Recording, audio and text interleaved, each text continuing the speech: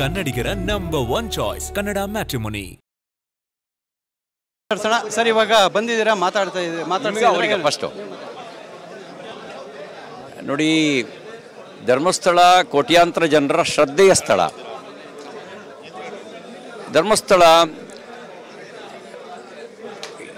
5-6 ದಶಕಗಳ ಹಿಂದೆಯೇ ಸಾಮಾಜಿಕ ಸಮಾನತೆಯನ್ನು ಎತ್ತಿ ಹಿಡಿತು. ಜಾತಿ ಭೇದ ಪಂಕ್ತಿ ಭೇದಕ್ಕೆ ಅವಕಾಶ ಇಲ್ಲದೆ ಸಹಪಂಕ್ತಿ ಭೋಜನದ ಆಯೋಜನೆ ಮಾಡಿತು.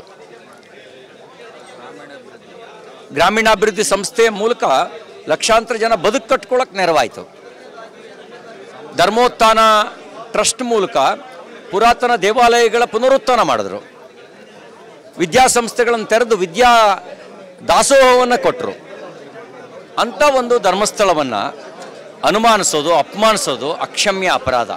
ಇವಾಗ ಏನು ಈಗ SIT ತನಿಖೆ ಆಗ್ತಾ ಇದೆ. ಸೊ ತನಿಖಾ ಹಂತದಲ್ಲಿ ಕೆಲವೊಂದು ನ್ಯಾಯ ಬರಬೇಕು ಅಂತ ಆ ಬಗ್ಗೆ ಬಿಜೆಪಿ ನಿಮ್ಮ ನಿಲುವೆ? ತನಿಖೆ ಯಾವ ರೂಪದ ಕನ್ನಡ ಮ್ಯಾಟ್ರಿಮೋನಿಯಲ್ಲಿ ಹೇರಳವಾದ ಚಾಯ್ಸ್ ಇದೆ. ಲಕ್ಷಾಂತರ ಜನರಿಗೆ ನಮ್ಮ ಕನ್ನಡ ಮ್ಯಾಟ್ರಿಮೋನಿ ಮೂಲಕ ಮದುವೆ ಆಗಿದೆ. ಇದಕ್ಕಿಂತ ಬೇರೇನ್ ಬೇಕು? ಕನ್ನಡಿಗರ ನಂಬರ್ 1 ಚಾಯ್ಸ್ ಕನ್ನಡ ಮ್ಯಾಟ್ರಿಮೋನಿ.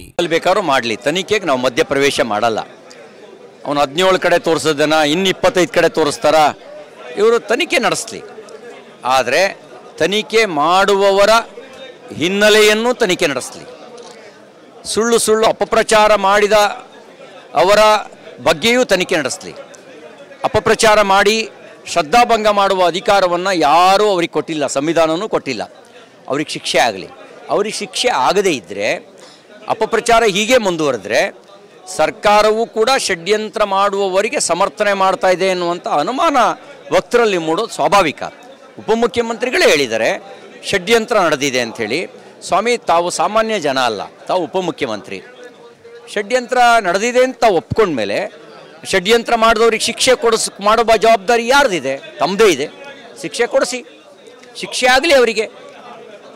ರಾಜಾಶ್ರಯ ಕೊಟ್ಟು ನೀವು ಷಡ್ಯಂತ್ರ ನಡೆದಿದೆ ಅಂತ ಹೇಳಿದ್ರೆ ನಿಮ್ಮ ಸರ್ಕಾರದ ಬಗ್ಗೆ ಜನರಿಗೆ ಅನುಮಾನ ಬರುತ್ತೆ. ನಿಮ್ಮ ಸರ್ಕಾರ ಖಳನಾಯಕ ಸ್ಥಾನದಲ್ಲಿ ನಿಂತು ನೀವು ಹೀರೋ ಆಗಕ್ಕೆ ಸಾಧ್ಯ ಇಲ್ಲ. ಬಿಜೆಪಿ ಇದರಲ್ಲಿ ರಾಜಕಾರಣ ಮಾಡ್ತಾ ಇದೆ ಅಂತ DK ಶಿವಕುಮಾರ್ ನಿನ್ನೆ ಹೇಳಿರುವಂಥ. ನೋಡಿ, ಸತ್ಯದ ಪರವಾಗಿ ನಿಲ್ಲೋದು ರಾಜಕಾರಣ ಮಾಡೋದು ಅನ್ನೋದಾದರೆ, ಧರ್ಮದ ಪರವಾಗಿ ನಿಲ್ಲೋದು ರಾಜಕಾರಣ ಮಾಡೋದು ಅನ್ನೋದಾದರೆ ನಾವು ಹುಟ್ಟಿರೋದೇ ಅದಕ್ಕೆ.